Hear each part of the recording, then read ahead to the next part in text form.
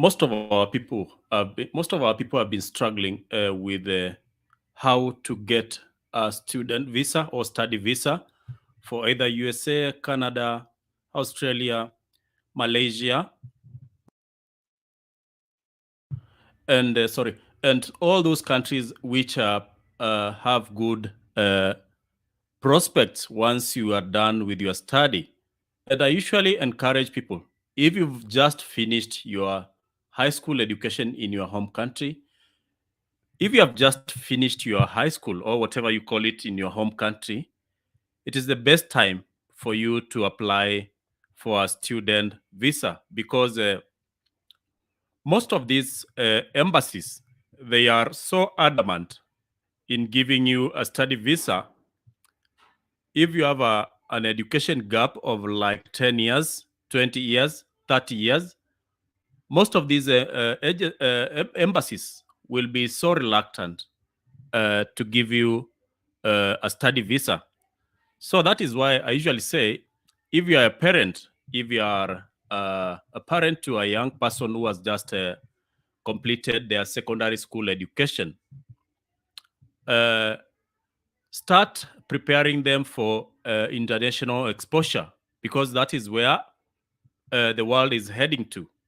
We are now moving away from local universities, because the world is a is a digital village, so to speak.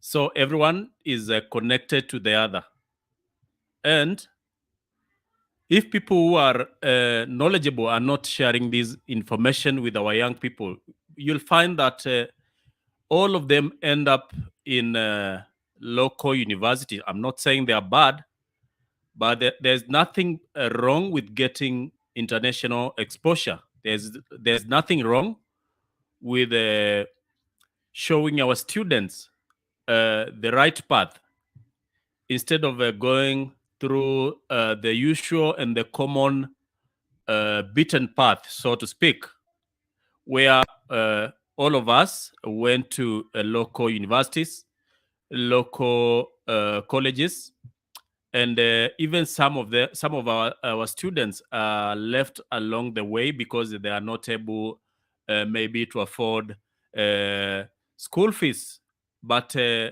they had gotten good scores in their secondary education. And it's only in most of our African countries where we say our young people are failures after they are done with secondary or high school. And it's only in Africa where what is printed on that certificate is what determines uh, your life in future. But I want to bring you good news.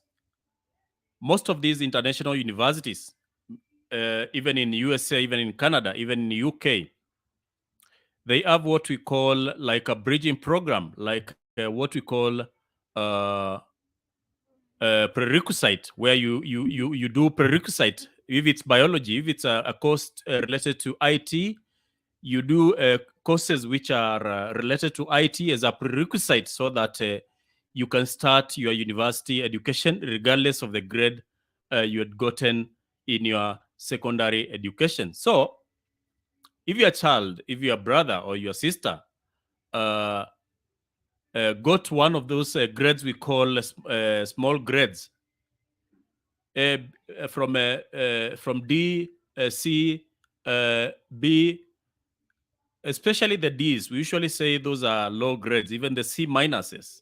I don't know whether, if you are listening in another country, what you call them in your home country. But where I come from, Kenya, we usually grade them from A, B, C, D. Even there is an E for complete failures, as we call them.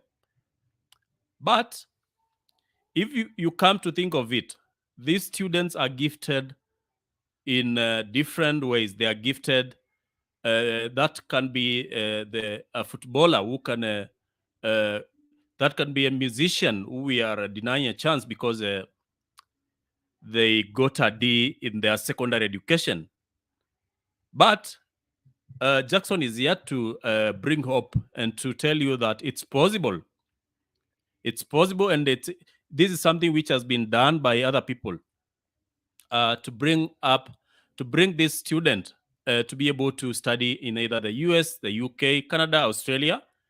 And towards the end of this video, I'll share something about how you can apply for student financing. I know that is a very big struggle for our students, and this because let me give you a scenario. If you go to a country like India, there are a lot of organizations which give financing to Indian students so that they may be able to study in either the US or the UK or Canada. Those people do not study with their own money. They are just funded in terms of a loan, scholarships, and there are people who are always giving them heads up. So that is why we are forming this army of YouTubers from Africa who share opportunities to our young people when they are available. So I'll also share agencies which help our students to navigate this whole process of immigration and what you need to provide, so that this agency now is able to help you to navigate this whole process, because there is a lot of bureaucracy, there is a lot of paperwork to be filled, and if you are not conversant, and I know most people are not conversant, you will be stuck along the way. So what am I saying? So what is Jackson saying?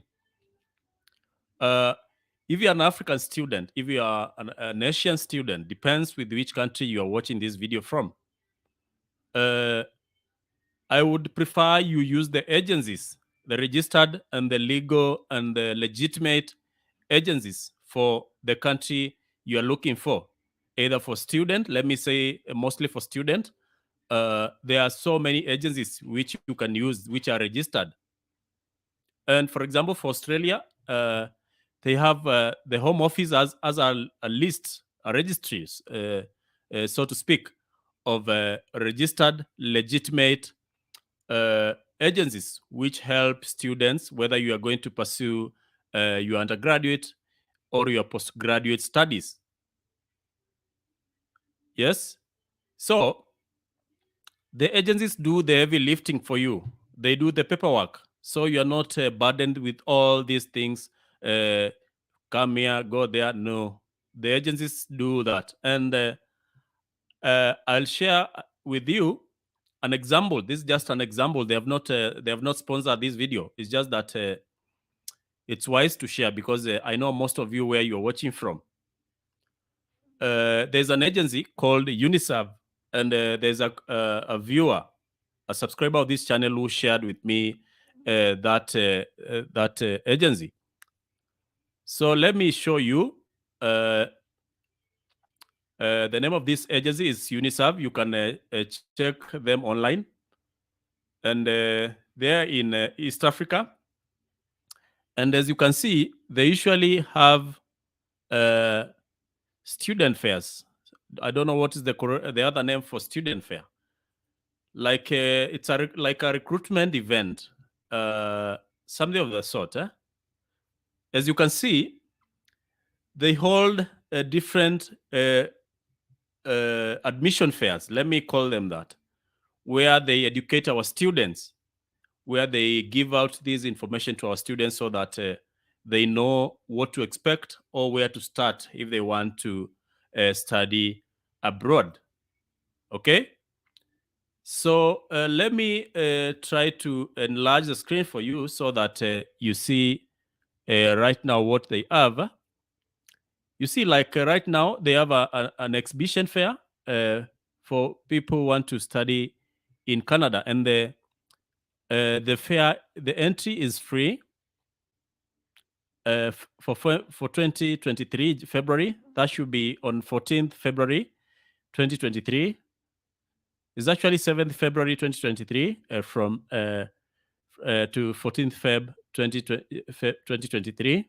That will be in East Africa. I believe it's Nairobi. Yes, I'm not able to read the fine print.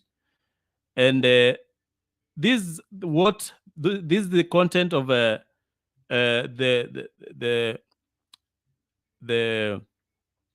exhibition.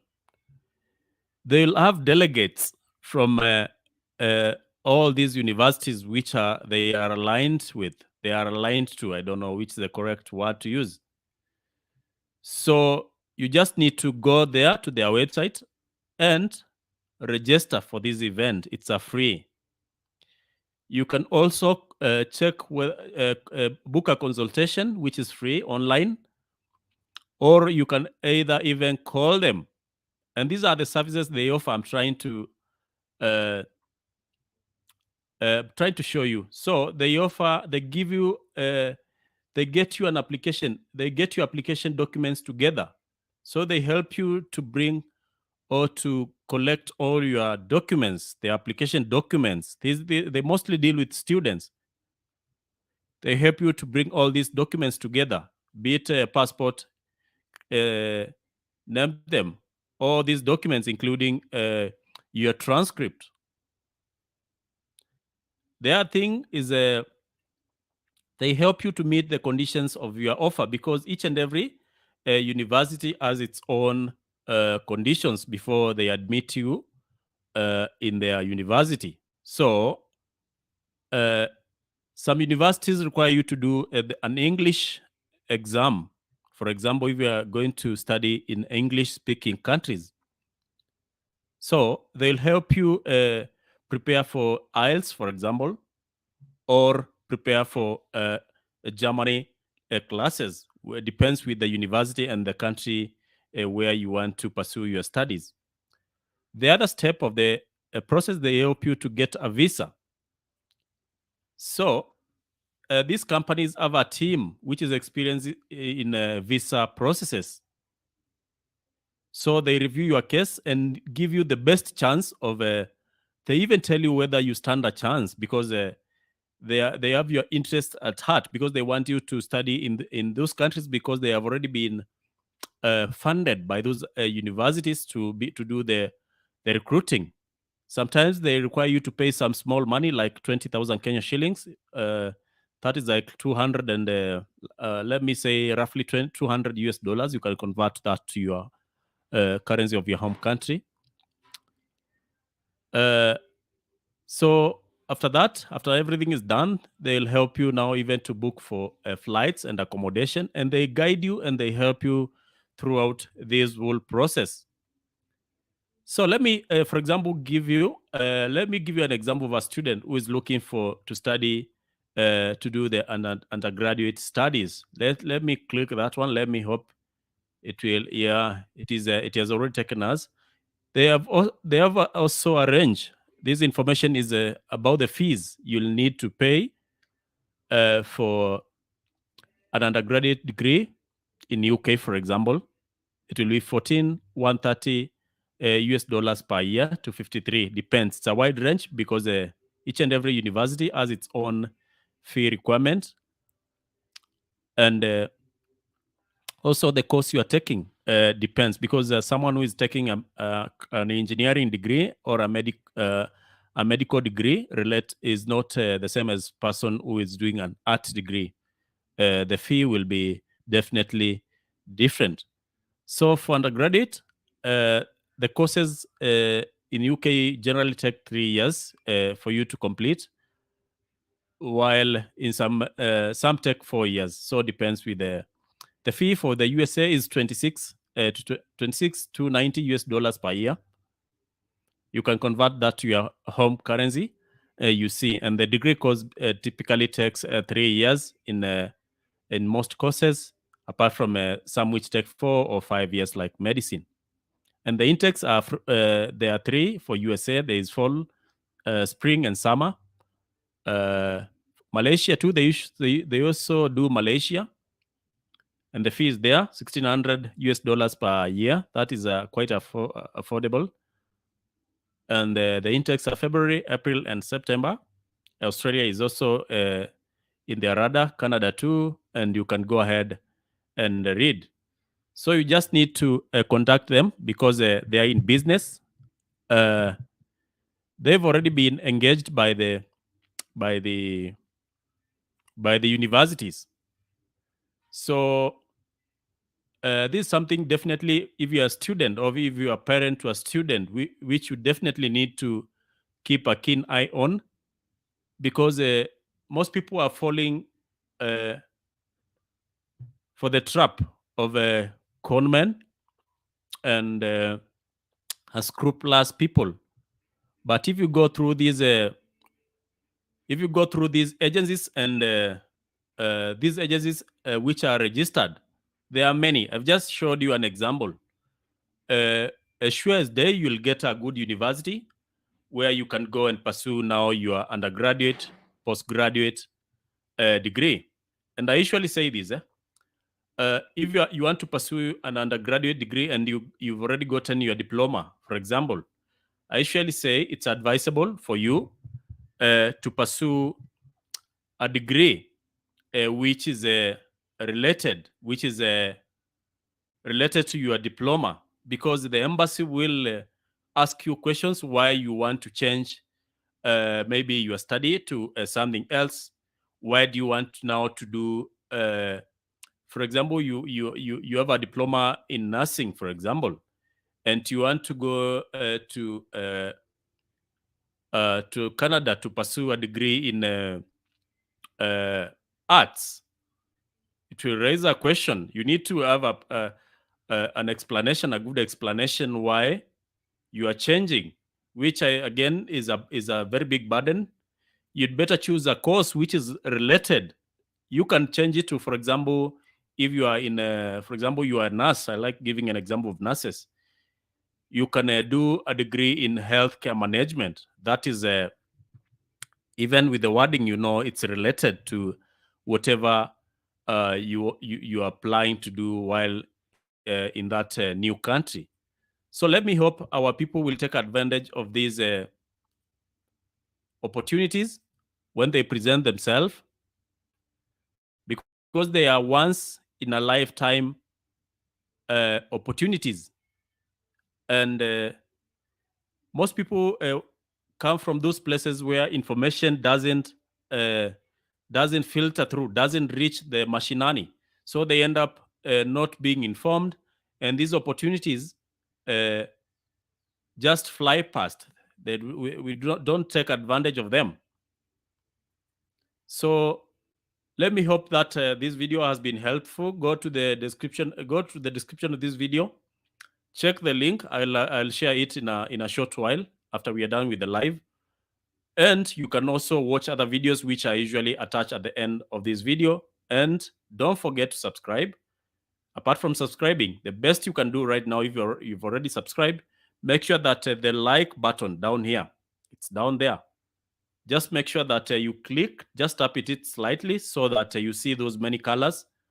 And you can just write a comment. Just tell me, thank you, Jackson, or you ask any question you have, because that helps these channels grow further and further. Thank you very much for the people who come from TikTok. I usually know you are here to support us in growth. Thank you very much, and have yourself a good day, a good evening. Depends where you are in the world. Thank you.